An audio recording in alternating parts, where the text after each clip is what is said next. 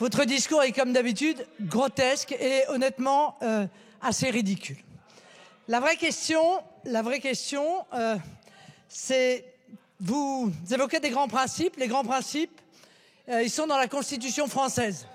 Ce qui n'est pas dans la Constitution française, par définition, ne relève pas d'un grand principe.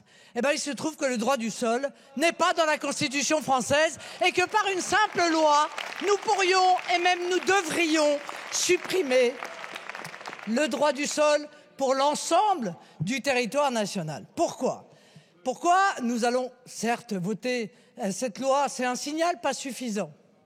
Le signal précédent n'était pas suffisant non plus. C'est vrai, ça n'a pas changé fondamentalement les choses, mais ça reste un signal. Le problème, c'est que dès que vous laissez une brèche, en réalité, il y a des gens qui vont s'engouffrer dans cette brèche. Leur espoir va s'engouffrer dans une brèche. S'il y a une personne sur 5 migrants clandestins qui a une chance pour qu'un de ses enfants devienne français, eh bien, il y en aura 15 qui prendront la mer.